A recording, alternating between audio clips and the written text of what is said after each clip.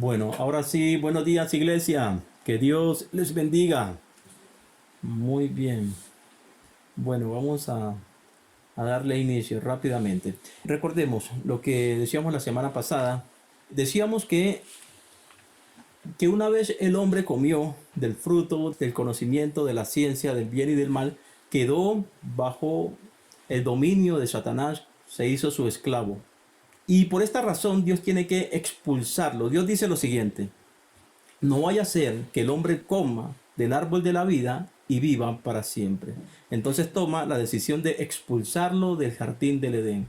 ¿Por qué razón toma Dios la decisión de expulsar al hombre del jardín del Edén? Recordemos que ahí estaba el trono de Dios. Recordemos que Dios había transferido su trono en el jardín del Edén, en el Edén de Adán.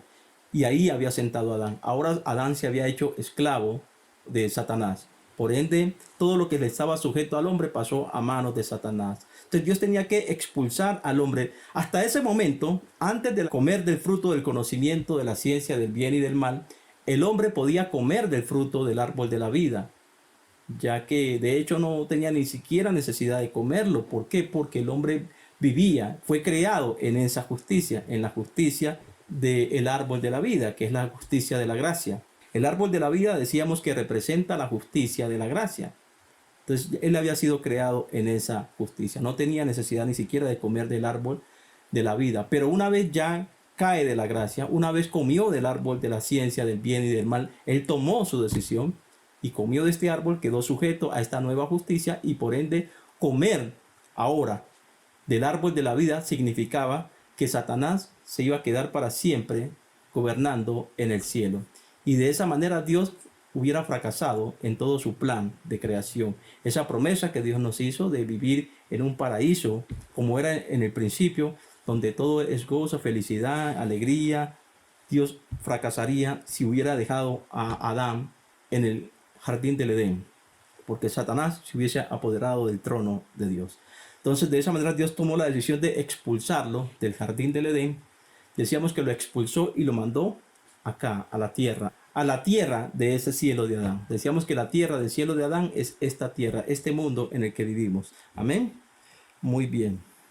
Recordemos un poco en qué consistía la justicia de la ciencia del bien y del mal. Decíamos que esta es la justicia de Satanás. Recordemos que consiste que si hago lo bueno, recibo bendición y vida. Si hago lo malo, recibo maldición y muerte. Es una justicia que está condicionada a una obra, ya que me dice que tengo que hacer algo para alcanzar el favor de Dios o alcanzar la bendición. Tengo que hacer algo, tengo que hacer una obra. Entonces es una justicia que está condicionada a la obra. Otra de las características de esta justicia es que, decíamos, es una justicia de juicio, por lo tanto, condenación y castigo. Es una justicia que representa el reino de las tinieblas. Es una justicia que obra por el temor. Es una justicia de pecado. Obra por el temor que produce el pecado. Y recordemos un poco la justicia de Dios, la gracia. La gracia siempre ha sido, es y será la justicia de Dios. Nunca ha cambiado. Dios es el mismo, ayer, hoy y siempre y por los siglos de los siglos. Dios nunca ha mutado. Es el hombre que, de alguna manera, con las interpretaciones que le ha dado a la Biblia, cree que Dios ha mutado o que Dios ha cambiado. No, Dios no ha cambiado. Te afirman que Dios es el mismo, ayer, hoy y siempre y por los siglos de los siglos, que Dios no muta, pero con algunas doctrinas están diciendo involuntariamente que Dios cambió, que Dios mutó, a pesar de que no lo reconocen abiertamente, pero con la doctrina que proponen algunos es como si Dios hubiese cambiado. Y Dios nunca ha cambiado. La gracia siempre ha sido, es y será la justicia de Dios. Ahora, ¿en qué consiste? ¿Cuáles son las características de esta? A diferencia de la otra, en esta justicia no hay juicio. ¿Qué quiere decir eso? No hay juicio. Por ende, no hay condenación y no hay castigo. Es una justicia que obra por amor, a diferencia de la otra que obra por medio del temor. Es una justicia que representa el reino de la luz. Es una justicia del perdón. Y es una justicia que no está condicionada, ya que esta justicia nos dice que recibimos el favor de Dios incondicionalmente, sin ninguna condición. Recibimos el favor de Dios únicamente porque Dios nos ama.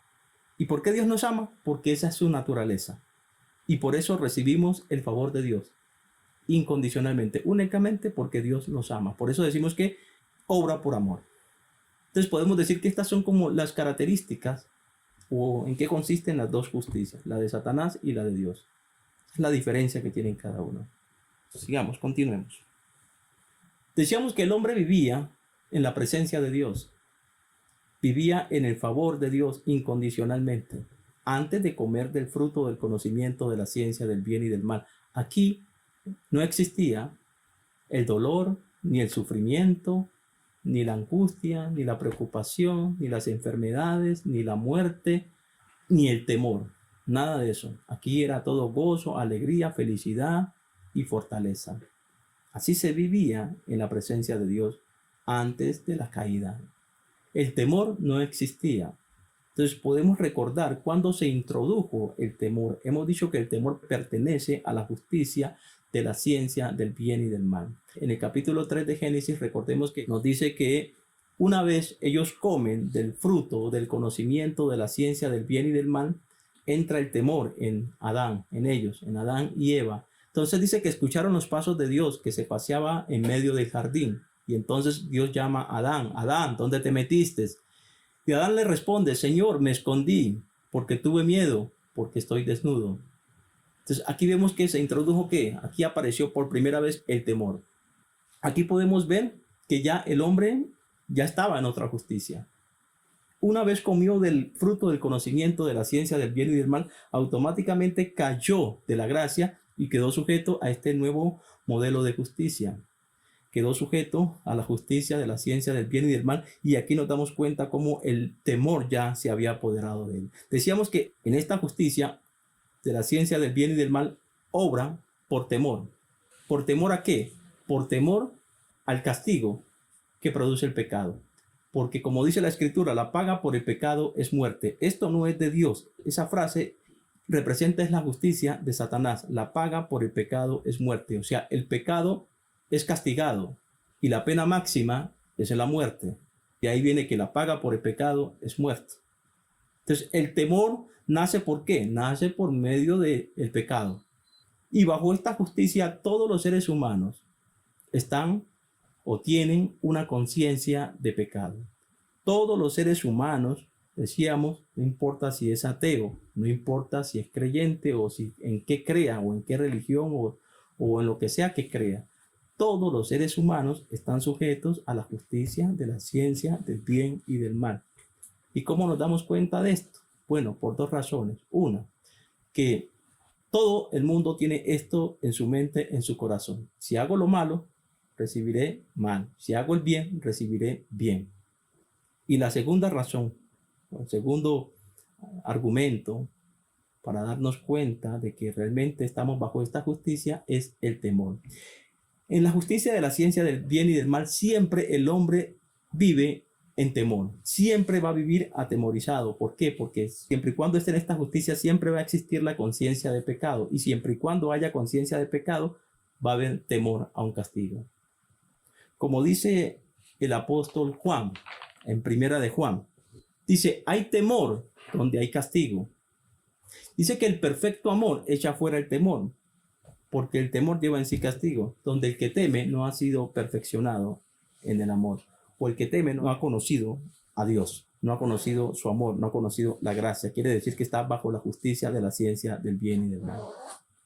Entonces, en resumen, en conclusión, el temor viene como consecuencia de que siempre bajo esta justicia vamos a tener conciencia de pecado. Decíamos que esta justicia de Satanás es una justicia de pecado. Aquí siempre vamos a tener el pecado presente.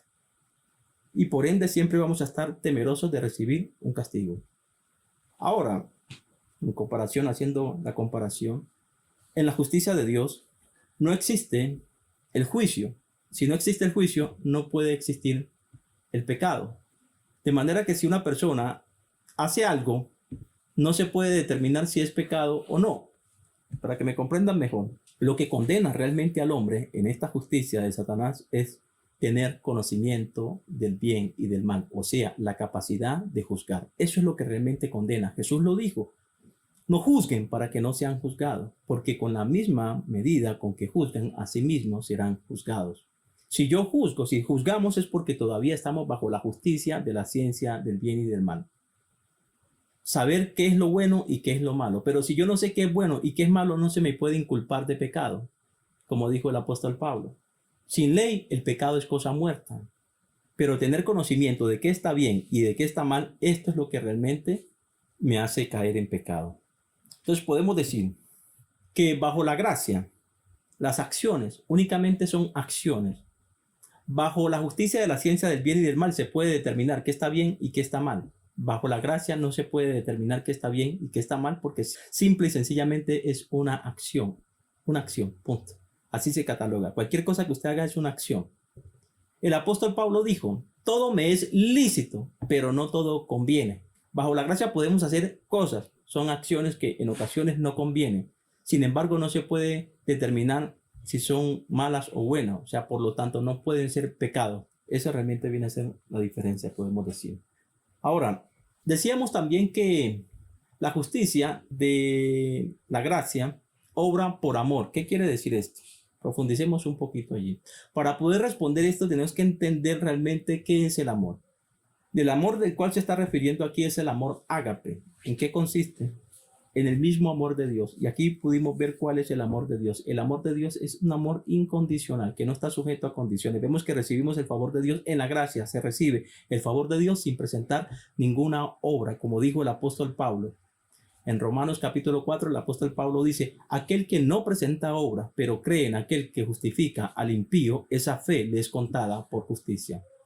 Entonces vemos que bajo la gracia, Dios nos ama incondicionalmente. Únicamente nos ama porque esa es su naturaleza. Recuerde que Él ama su creación y mayormente al hombre, ya que el hombre fue creado a imagen y semejanza suya. Pero este amor, escúcheme bien, es un amor incondicional, pero es más que un sentimiento, es una obra, es una acción en favor, en beneficio de la persona que se ama.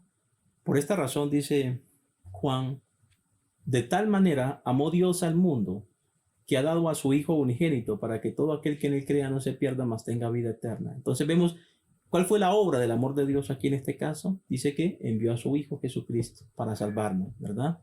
También lo podemos ver en Romanos, dice, y bueno, y Dios demostró su amor para con nosotros, que siendo aún pecadores, Cristo murió por nosotros. Ahí una vez más estamos viendo que el amor de Dios es que una obra. ¿Cuál fue la obra de ese amor? Que Cristo murió por nosotros. También el mismo Jesucristo lo dijo, no hay amor más grande que este, que uno dé la vida por sus amigos.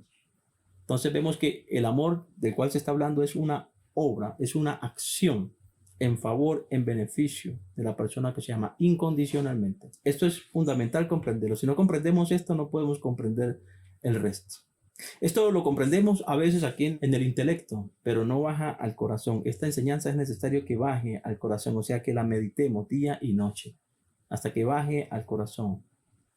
Entonces, ahora sí entendiendo qué es el amor, podemos explicar cuando dice que en esta justicia obra por amor. La justicia de Dios de la gracia obra por amor. Entonces, ¿qué quiere decir? Entonces, miremos en qué consiste el amor. Según el apóstol Juan nos dice que el amor no consiste en que nosotros hayamos amado a Dios, sino de que Él nos amó primero y envió a su Hijo como propiciación por nuestros pecados. Fíjese en eso, el amor no consiste en que nosotros hayamos amado a Dios, sino de que Él nos amó primero. Y por esta razón es que Dios obra en nuestras vidas. Por ejemplo, cuando tengo un problema, una situación, un conflicto, y estoy quizás desesperado, pero cuando me acuerdo de esto, de que Dios me ama, entonces eso me va a dar ¿qué? Me va a dar tranquilidad. Un momento, Dios me ama. Y acabamos de decir que el amor de Dios es ¿qué? Es acción. Es una obra, o sea, quiere decir que Dios va a obrar en mi situación. Quiere decir que Dios no se va a quedar con las manos cruzadas, sino que si realmente me ama, Él va a obrar en mi favor. Incondicionalmente. Dios siempre va a obrar en mi favor. Lo importante es que yo tenga presente esto en mi mente. En esto consiste el amor. Cuando decimos que el amor, o más bien la fe, obra por amor, es eso justamente. Un ejemplo, la fe obra por amor. Estamos explicando qué quiere decir esto. Estamos pasando por una situación complicada. Pero cuando quizás nos angustiamos, nos preocupamos, nos atemorizamos, pero si logramos recordar que Dios nos ama incondicionalmente, eso es activar nuestra fe. Y entonces Dios va a obrar por medio de esa fe. Y eso es lo que me va a dar la victoria en cualquier situación que yo tenga. Esa es la explicación cuando dice que en esta justicia la fe obra por amor. Esa es la manera de poner en acción, podemos decir, esta justicia a nuestro favor. Muy bien. Entonces, volviendo acá, podemos decir que una vez el hombre come del fruto, del conocimiento, de la ciencia del bien y del mal, su mente se distorsiona automáticamente porque queda sujeto a otra justicia, a la justicia de la ciencia del bien y del mal. Y lo que se distorsiona del hombre es su mente. Empieza a ver a un Dios distorsionado. Deja de ver a ese Dios amoroso que conoció en la gracia. Decíamos que Adán fue creado en la gracia y en el favor de Dios incondicionalmente. Sin embargo, una vez come del fruto del conocimiento de la ciencia del bien y del mal, cae de la gracia y queda sujeto a esta nueva justicia, la cual le distorsiona la mente y hace que vea de una manera diferente. Entonces Adán deja de mirar a ese Dios amoroso en el cual vivía en su presencia y ahora se convierte en un Dios castigador. Entonces esa es la razón por la cual una vez que ellos comen del fruto del conocimiento de la ciencia del bien y del mal, Adán siente temor, porque ahora ya estaba el pecado en él, ya estaba operando esta nueva justicia. Ahora siente que Dios lo va a castigar. Entonces, cuando escuchó los pasos de Dios, ¿qué se imaginó Adán en su mente ya distorsionada? Se imagina es que Dios lo iba a matar. Recordemos que Dios le había dicho, Adán, el día que comas de este fruto, ten la seguridad de que morirás.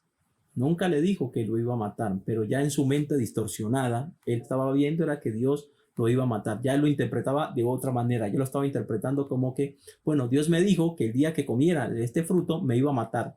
Nunca Dios dijo eso. Ya era producto de su mente distorsionada. Solamente Dios lo estaba haciendo consciente de las consecuencias que recibiría si comía de ese fruto. Entonces podemos ver que ya tiene a un Dios castigador, a un Dios que es implacable contra el pecado. Y vemos que Dios les dice, por ejemplo, con la serpiente comienza y le dice a la serpiente, por cuanto esto hiciste, maldita serás entre todas las bestias y entre todos los animales del campo. Sobre tu pecho andarás y polvo comerás todos los días de tu vida, y pondré enemistad entre la simiente de la mujer y la tuya. Ella te herirá en la cabeza y tú le herirás en el calcañal. Entonces vemos que aquí también nace que, escúcheme bien, ¿cuál es la simiente de la serpiente? Los demonios, por supuesto, o sea, Satanás y sus demonios. Recordemos que la serpiente representa a Satanás, o es Satanás en este caso. La serpiente antigua que se llama diablo y Satanás, como dice en Apocalipsis. Y la simiente de la mujer es los seres humanos. En este caso, Eva y los seres humanos que venimos de ella. Somos la simiente de la mujer. Entonces, aquí vemos que nace la enemistad entre Satanás y los demonios contra los seres humanos. Aquí nace esa enemistad. Y a la mujer Dios le dice, multiplicaré en gran manera tus dolores en tus preñeces, y con dolor darás a luz a tus hijos, y tu deseo será para tu marido, y él se enseñoreará de ti. Entonces vemos que no existía el dolor, pero aquí ya aparece también el dolor. Ahora, la razón por la cual la mujer pare con sufrimiento, con dolor, es por esto justamente. La razón por la cual también la mujer, acá en Occidente no es tan marcado, pero en el Medio Oriente sí esto todavía se aplica muy fielmente, y es que el marido se enseñorea sobre la mujer. Hay un machismo tremendo. La mujer no tiene derecho a nada, a muy poco en el Medio Oriente, en muchos países del Medio Oriente. Y eso es como consecuencia justamente de esto. Y entonces dijo Dios al hombre, por cuanto obedeciste a la voz de tu mujer y comiste del fruto que te prohibí diciendo, no comerás de él, maldita sea la tierra por tu causa. Con dolor comerás de ella todos los días de tu vida. Espinos y cardos te producirán, y comerás plantas del campo. Con el sudor de tu frente comerás el pan hasta que vuelvas a la tierra, porque de ella fuiste tomado, pues polvo eres, y al polvo volverás. Entonces, miramos todo esto. Al leer estos pasajes, percibimos de que Dios los está sentenciando, tanto a la serpiente, a la mujer y al hombre. Esa es la percepción que recibimos. ¿Por qué recibimos esta percepción? Porque justamente es la percepción que se recibe desde la justicia de la ciencia del bien y del mal. Fue la percepción que también tuvo Adán y Eva. Esta fue la percepción que ellos tenían en ese momento. Bueno, Dios nos está castigando por lo que hemos hecho. Pero realmente no, Dios no los está castigando. Dios nos está concientizando.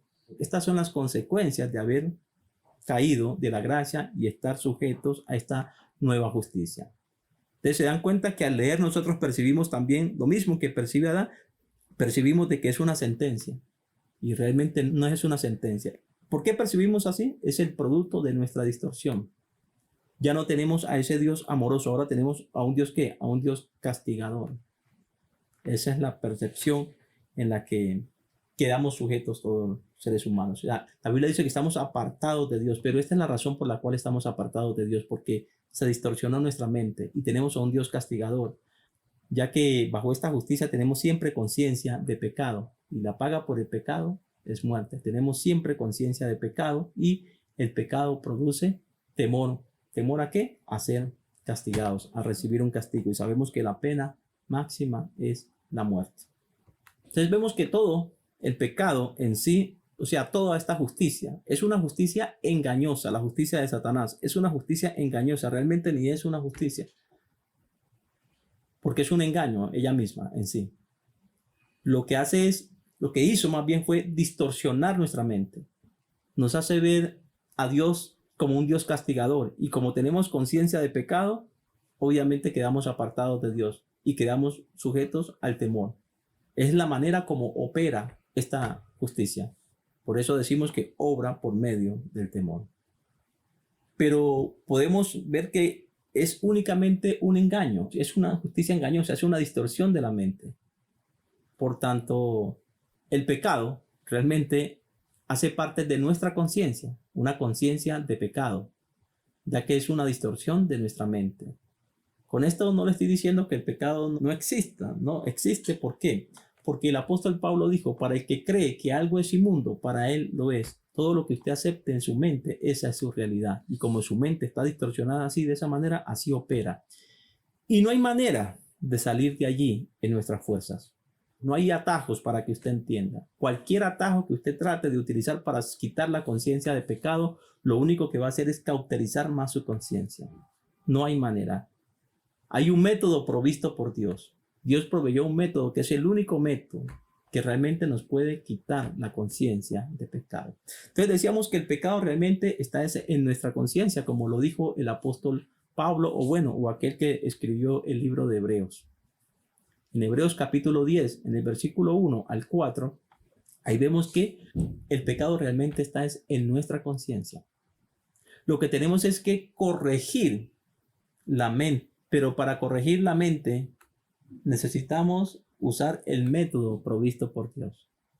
Y ese método provisto por Dios es Jesucristo. Todavía no hemos llegado allí, pero por el momento lo vamos a dejar allí. Para hacer la conclusión rápidamente de lo que hablamos hoy, hice un pequeño cuestionario como la semana pasada. La respuesta a ese cuestionario prácticamente es la conclusión de lo que estudiamos hoy. ¿Está bien? Muy bien, entonces yo hago una pregunta. Que quiera responder, abre su micrófono y responde. Bueno, rápidamente, que quiera responder. ¿Por qué razón Dios expulsó a Adán del jardín del Edén? Repito, ¿por qué razón expulsó Dios a Adán y a Eva del jardín del Edén? Que desobedecieron, pastor. Porque desobedecieron, pero hay una razón, claro que sí. Más que porque desobedecieron, hay una razón de peso que yo la mencioné. Traten de no responderme de su propia cabeza, traten de responderme de acuerdo a lo que pudimos aprender hoy. Únicamente de acuerdo a lo que pudimos aprender hoy. O sea, de acuerdo a lo que se habló hoy. Sí, claro que sí, porque lo que usted dice, la respuesta suya es correcta, pero más específicamente, quiero que sean más puntuales. ¿Alguien puede complementar eso? Yo di las razones por las cuales fue expulsado Adán del jardín del Edén. ¿Nadie se atreve a responderme eso? Sí, un poco. Bueno, Lo que pasa es que Adán estaba señoreando sobre toda la creación ahí en el Edén. Correcto. Y como se mete bajo la jurisdicción de la ciencia del bien y del mal al desobedecer, entonces por ende estaría eh, bajo la ley de Satanás. Correcto. Por ende sería Satanás el que gobernara sobre Adán. Por ende Satanás gobernaría toda la creación. Correcto, muy bien. Exactamente. Esa es la razón por la cual tiene que ser expulsado. No se puede dejar allí porque Dios fracasaría y sería Satanás que gobernaría eternamente. O sea, una vez, si se queda allí, una vez el hombre come del árbol de la vida, ya no hay nada que hacer. Ya vive para siempre y ya Satanás gobernaría para siempre en el cielo. Y el que gobierna en el cielo está sobre todas las cosas. Correcto, muy bien. Ese es el complemento de esa pregunta. Claro que sí. Muy bien. Otra pregunta. ¿Cómo podemos probar o cómo nos damos cuenta que todos los seres humanos están bajo la justicia de la ciencia del bien y del mal? ¿Alguien se atreve a responder esa pregunta? Bueno, la respuesta sería la siguiente. Que todos los seres humanos tienen esto en su mente. Si hago el bien, recibiré bien. Si hago el mal, recibiré mal. Sin importar en qué crean, sin importar si son creyentes o ateos o lo que sean. Todo el ser humano tiene esto en su mente. Otra de las maneras de probar es que todos los seres humanos viven en temor. Oh, no, es que yo no creo en nada, no creo en el pecado. Igual, aunque no crea en el pecado, igual vive en temor en su corazón. El temor vive en usted. Siempre estamos atemorizados, siempre tenemos temor al castigo. Todos los seres humanos, crean o no crean, tienen conciencia de pecado. Sean creyentes en lo que sea o no, o ateos, tienen conciencia de pecado. Y siempre y cuando tengan conciencia de pecado, van a tener temor a recibir un castigo, aunque afirmen ser incrédulos. ¿Por qué? Porque como tiene esto en su mente, si hago bien, recibiré bien, si hago el mal, recibiré mal. Entonces, al hacer algo que él considera que está mal, pues va a tener temor a recibir unas consecuencias por eso. Entonces, esa es una manera que podemos probar que toda la humanidad está sujeta a la justicia de la ciencia del bien y del mal. Toda la humanidad en su estado natural. Muy bien. Vamos con otra pregunta. Bueno, esta es muy facilita, pero sí necesito que me la respondan completa. ¿Cómo se llama la justicia de Dios y la de Satanás y en qué consiste cada una? Bueno, pastor, no sé si de pronto esté un poco confundida. La justicia de Dios es la que va en el amor incondicional y la de Satanás es la justicia del bien y del mal. Correcto, muy bien, excelente, muy bien, muy bien. Muy bien, bueno, ¿cómo era la pregunta? ¿Cómo se llama la justicia de Dios y cómo se llama la justicia de Satanás? ¿Y en qué consiste cada una? Entonces ya me respondió cómo se llama cada una. Ahora, ¿en qué consiste cada una? ¿Alguien quiere responder? ¿O usted mismo, Natalie, si quiere?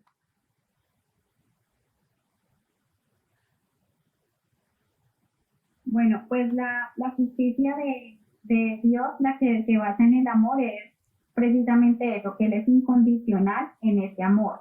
Y la de Satanás es la que infunde el temor, como el miedo. Correcto, muy bien, muy bien. Muy bien, excelente, muy bien. Entonces vemos que la justicia de Satanás es la justicia de la ciencia del bien y del mal y la de Dios es la justicia de la gracia. Vemos que la de Satanás es una justicia, como dice Natalie, es una justicia que infunde el miedo, obra por el temor, o sea, a través del temor, del terror. Y la de Dios obra por amor. Vemos que la de Satanás es una justicia que nos dice que si hago lo malo recibiré maldición y muerte, si hago lo bueno recibiré bendición y vida. Y la de Dios me dice que recibo el amor de Dios incondicionalmente, como lo acaba de decir Natalie, incondicionalmente. Es una justicia que obra por amor. Bueno, alguien me puede dar dos características, mínimo dos características de la justicia, de la ciencia del bien y del mal y dos características de la justicia de la gracia. Dos características mínimo de cada una. Bueno, muy bien. Ahí Edna responde por el chat. Su micrófono no le funciona. Entonces nos dice que la justicia de la gracia, bueno, la una es que obra por amor y que representa el reino de la luz, correcto. Y que no hay condenación. O sea, ahí nos está dando tres características. Muy bien. Bueno, y que la justicia de Satanás es la justicia del bien y del mal. Bueno, y que obra por temor. Que obra por temor. Esa es una característica. Que hay juicio. Esa es la otra. Claro, y condenación y muerte por ende. Muy bien. Muy bien. Bueno, ¿en qué consiste el amor? El amor de Dios, el amor ágape. ¿Alguien puede responder eso? Es un amor incondicional, pastor. Un amor que siempre está, como que Dios siempre tiene dispuesto para nosotros. No discrimina, no tiene como ninguna preferencia. Correcto, muy bien. Excelente, claro. No está condicionado, correcto, muy bien. También nos dice el apóstol Juan que el amor no consiste en que nosotros hayamos amado a Dios, sino de que Él nos amó a nosotros y envió a su Hijo como propiciación por nuestros pecados. Entonces, ¿alguien puede darme una definición de amor según lo que estudiamos hoy? Bueno, usted ya me acaba de decir que es un amor incondicional, claro. Podemos decir una característica de este amor, ¿ok? Es un amor incondicional, perfecto. Pero también decíamos que es también que el amor de Dios es que, ¿alguien se acuerda? Que es un sentimiento únicamente. ¿Qué es el amor de Dios? Que más que un sentimiento decíamos que es que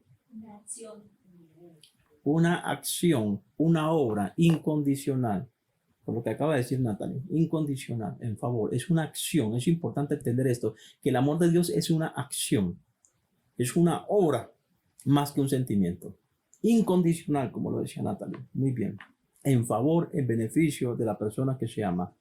¿Cuál es el punto? ¿Qué es lo que realmente nos condena de la justicia de Satanás? Bueno, recordemos, lo que realmente nos condena es que tener conocimiento del bien y del mal. Si no hay conocimiento de qué está bien y qué está mal, no puedo ser condenado. Lo que me condena es saber qué está bien y qué está mal.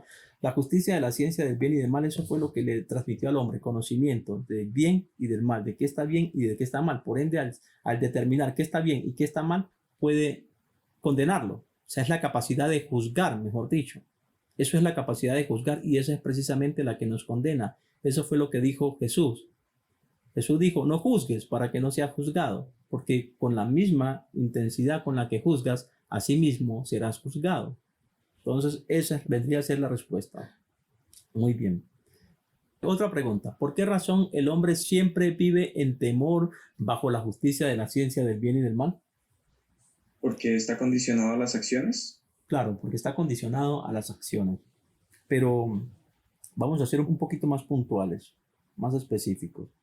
¿Alguien quiere complementar esa? Bueno, decíamos, ¿por qué razón el hombre siempre vive en temor bajo la justicia de la ciencia del bien y del mal? Sí, como César responde, claro, está condicionado a las acciones, correcto. Complementando eso, está bien, pero vamos a complementarla. Bueno, porque siempre bajo esta justicia se tiene conciencia de pecado. O sea, aquí siempre nos sentimos pecadores. Por ende, el pecado produce ¿qué? Temor, como dijo el apóstol Juan. ¿Temor a qué? Porque sabemos que el pecado es castigado y la pena máxima es la muerte. Entonces, como sabemos que el pecado es castigado y siempre nos vamos a sentir en pecado, pues siempre vamos a estar ¿qué? Temerosos. Esa es la razón por la cual bajo esta justicia siempre vamos a vivir bajo el temor. Muy bien. ¿Qué es lo que echa fuera el temor? Según el apóstol Juan. Bueno, les recuerdo que el apóstol Juan dijo que lo que echa fuera el temor es ¿qué?